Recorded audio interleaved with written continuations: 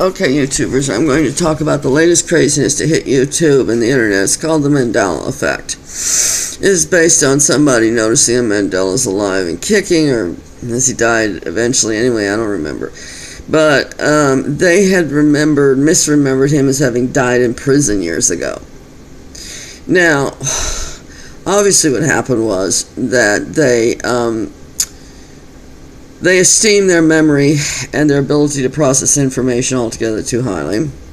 So they correctly remembered their misimpression and didn't consider that maybe they misimpressed in the first place, misunderstood something. I think he did some, what do you call those things, hunger strikes, and it's probably in the press sometime in the past he was near death or something of that nature. So they misremembered as he actually died. And then I suppose it's always possible that somebody put out a false statement that he was dead in order to upset his followers, cause some kind of chaos or something, I don't know. But they're not willing to accept that what they thought at the time was incorrect. Now, there's a big problem with this idea that somebody somehow gone and altered things in the past. Because if this had been altered in the past, there's a whole bunch of other things that would have changed as well, including the person who misremembered this would not be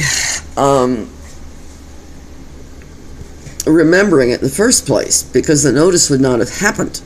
Okay? We're talking about a change of events, as in he doesn't die after all, not a resurrection. So, another thing is the person who noticed it might not even be alive. Because let's say he was dead, and a person living near them who saw this, who started this talk, read this and got upset and got drunk and went out driving and ran him over. Okay? That ran over the person who later claimed there's this Mandela effect. And they're blaming all kinds of things, lately I think CERN. Another thing that's come up is, oh, well, the King James Bible's being changed. Well, you're probably looking at a Schofield Bible. Schofield Bibles claim to be King James translation with Schofield notes. Trouble is, it's not entirely true. First couple of editions, 2 or 3, I suppose, were. But for some time now, they have made changes in their supposed King James translation to match the translations in modern versions, many of which rely on very dubious Alexandrian texts of an unknown provenance, which could have been written copied by heretics, or maybe the scribes are drunk all the time or something, I don't know. And then the detractors make a big deal about a verse here and a verse there has got something missing or something or other. And the thing is, if you rely entirely solely on that verse, you've got a problem. But if you read the whole thing, if you look at the context of the verse, if you look at the larger context of the whole gospel or epistle, you're going to get the same message anyway that you would have if the verse were correct. And yeah, sure, the Byzantine text type originating from the very area where all the Gospels and epistles originals were, with the exception of the Gospel of Mark was first written in Alexandria. Obviously, that lineage of copying is more correct, and the differences are not enough to add up to any serious challenge to doctrine, because any difference it does is easily correctable by elsewhere in the Bible copy.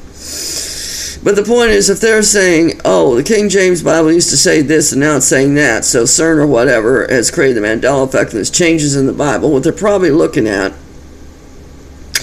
is the Schofield Bible, a recent edition, or in the past 50 years, or I understand something called the American King James, the King James 2000. Now, maybe there's some slight changes there. I don't know. I haven't read those. Now, they might even have a New King James version confused with the regular one, which is a little more up to date. And I like the Orthodox Study Bible presentation of it because for the New Testament, because they have in the notes and in the footnotes below, like for example, the supposed the last 16 verses or 20 verses, whatever, of Mark supposedly, according to these modern analysts, they say, well, it's not in these texts. It's not here. It's added later somehow. But the notation was made that the early fathers' writings reference it. So it's definitely there. And it's in a lot of early fragments and stuff. So,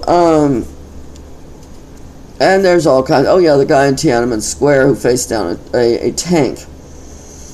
And somebody sure remembered seeing a photograph or a film of him being run over and squished by the thing. What they probably saw is their mental picture of what could happen.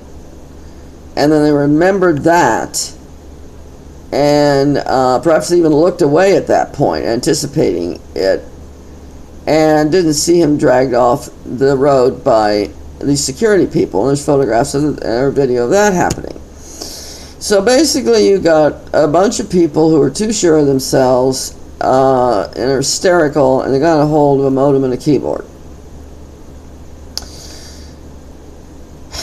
If you had changes in the past, changes were made in the past, so something didn't happen that did, you're not also, another thing that's also going to have not happened is you having noticed that thing in the past that has been changed to have not happened.